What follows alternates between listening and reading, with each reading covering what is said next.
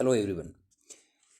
अभी अब RBI reserve bank of India के द्वारा एक निर्देश देख रहे होंगे, जिसमें आरबीआई के द्वारा एक सख्त हिदायत दी जा चुकी है कि भारत के हर खाता धारक को सतर्क होने की ज़रूरत है। चूँकि आप आए दिन कुछ घटनाएं देख रहे हैं, जैसे कि आप देखेंगे कि अभी जो है साइबर अरेस्ट के बारे में जो सुन रहे होंगे, अब डिजिटल अरेस्ट जिसको हम बोलते हैं, तो डिजिटल अरेस्ट भी बहुत तेज़ी से चल रहे हैं। बहुत सारे एक कह सकते हैं निर्दोष और एक ऐसे व्यक्ति जो खास तौर पे डिजिटल के बारे में ज्ञान नहीं है या बैंकिंग सिस्टम के बारे में बहुत अच्छे से उनके पास नॉलेज नहीं, जिसके कारण वो इस तरह के जो ध्रुवीकरण होता है, ध्रुवीकरण का कहीं ना कहीं शिकार हो जा रहे हैं। तो अभी आरबीआई के द्वारा एक दिन पहले जो है एक दिशा निर्देश जारी किया, यहाँ तक कि बिहार के पटना में बहुत सारे ऐसे खाता पाए गए, बैंक अकाउंट पाए गए जो सारे के सारे अवैध बैंक खाता थे। तो ये सारे बैंक खातों को नाम दिया गया है म्यूल खाता, यानी म्यूल अकाउंट कह सकते हैं। तो आज हम लोग ये जानने की कोशिश करेंगे कि म्यूल खाता होता क्या है, डिजिटल अरेस्ट कैसे किए जाते हैं और म्यूल खाता में कैसे कैसे जो पैसा का लेन देन होता है अवैध रूप से, और इससे किस तरह के जो कह सकते हैं कि नॉर्मल इंसान जिसको किसी भी प्रकार का डिजिटली ज्ञान नहीं है या वो कैसे धोखाधड़ी का शिकार हो जाता है, ये सारे चीज़ों को आज हम लोग डिस्कस करने जा रहे हैं। तो पहले हम लोग जानेंगे कि आज ये म्यूल खाता जो होता है, ये म्यूल खाता होता क्या है, यानी म्यूल अकाउंट की हम बात करेंगे। ये म्यूल अकाउंट होता क्या है और इसमें कैसे पैसा का ट्रांसफ़र होता है, कैसे ट्रांजैक्शंस होता है और कैसे ये थर्ड पार्टी के रूप में यूटिलाइज होते हैं, बिना कह सकते हैं कि यूपीआई के यूज़ किए हुए पैसा को कैसे एक अकाउंट से दूसरे अकाउंट में ट्रांसफ़र हो जाते हैं, और इससे आए दिन जो है बैंकिंग जो धोखाधड़ी है या बैंकिंग धोखाधड़ी कैसे तेज़ी से बढ़ रही है, ये सभी चीज़ों के रिगार्डिंग आज हम लोग डिस्कस करने जा रहे हैं, जिसका नाम है म्यूल खाता। तो नमस्कार दोस्तों, आइए आज जानते हैं डिजिटल अरेस्ट में म्यूल खाता क्या होता है। ध्यान देंगे, हम बात करने जा रहे हैं डिजिटल अरेस्ट में म्यूल खाता यानी म्यूल अकाउंट होता क्या है। देखिएगा, म्यूल अकाउंट जो होती है वो साइबर अपराधियों द्वारा एक्चुअली ठगी के लिए इस्तेमाल किए जाने वाला एक बैंक खाता होता है। इन खातों में क्या होता है कि अपराधी जो होते हैं किसी निर्दोष व्यक्ति के नाम से एक अकाउंट खोलते हैं और उनमें ठगी से मिलने वाले जो पैसा होता है उसमें वो जमा कर लेते हैं। अब होता है कि इन खातों से जुड़ी कुछ खास बात आपको ध्यान देनी होगी, जैसे इन खातों से पैसे कहाँ और कितनी बार ट्रांसफ़र हुआ है इसकी कोई जानकारी नहीं मिल पाती, अर्थात कह सकते हैं कि इस तरह की जानकारी को प्राप्त करना हमारे लिए मुश्किल होता है। इन खातों से पैसे को यूपीआई के जरिए बिना बैंक जाए एक अकाउंट से दूसरे अकाउंट में पैसा को ट्रांसफ़र कर दिया जाता है।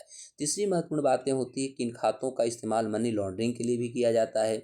यानी मनी लॉन्ड्रिंग तो आप समझ ही नहीं हो, जैसे आप कह सकते हैं जो ब्लैक मनी होता है, इलीगल रूप से एक देश से दूसरे देश में जो पैसा का ट्रांजैक्शंस होता है उसमें इसका यूज किया जाता है।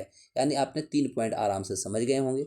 चौथा पॉइंट में आप समझिएगा कि इन खातों से जुड़े पैसे की वो फर्जी जो होता है वो कहीं ना कहीं इन्वेस्टमेंट स्कैम साइट होते हैं, ठीक है।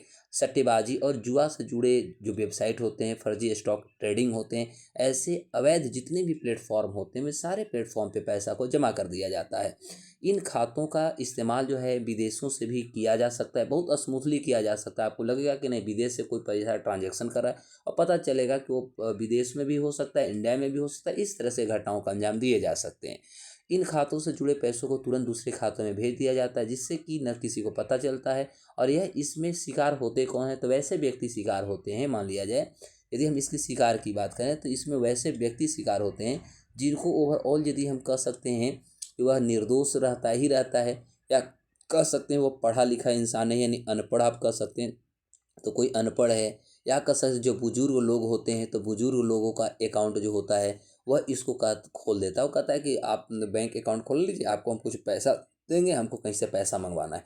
और इस तरह से धोखाधड़ी का लोग शिकार हो जाते हैं। लोगों मतलब अन्य व्यक्ति, गरीब व्यक्तियों जो होते हैं, असहाय जो व्यक्ति होते हैं, उनके नाम पे ये सारे जो होते हैं साइबर क्राइम करने वाले जो होते हैं, ये सारे डिजिटल अरेस्ट करने वाले जो होते हैं, ये सब दूसरे दूसरे नामों पर ये सब खाता खोल देते हैं और खोल के उसमें पैसा का ट्रांजेक्शन कर लेते हैं, और ट्रांजेक्शन करने के बाद फिर अपने अकाउंट में कर लेते हैं, जिससे कि यदि किसी प्रकार की जांच पड़ताल भी होती तो एक असहाय गरीब बेचारा जो होता है व्यक्ति पकड़ाता है, जिसमें सरकार भी जो होती है किसी भी प्रकार की कोई एक्शन लेने से कहीं ना कहीं रुकती है। अर्थात कह सकते हैं कि कहीं ना कहीं निर्दोष व्यक्तियों को फंसा करके, जालसाज में फंसा करके ये जो साइबर क्राइम करने वाले जो लोग हैं इसका फ़ायदा उठा, इसलिए आप सभी को अलर्ट रहना होगा, सावधान रहना होगा। ऐसे बैंक अकाउंट या ऐसे कोई यदि आपसे संपर्क करते हैं तो उनसे आप सावधान रहें। चूँकि इसका समाधान अभी एक ही है, आप देख रहे होंगे आपके मोबाइल पर एक नंबर आती है, आप अभी कहीं भी फ़ोन लगाते होंगे तो आपको एक टोन बजती है। तो अचानक आने वाले जो जमा डिपॉजिट होते हैं उसको पहचानने के लिए तकनीकी का इस्तेमाल किया जाना चाहिए।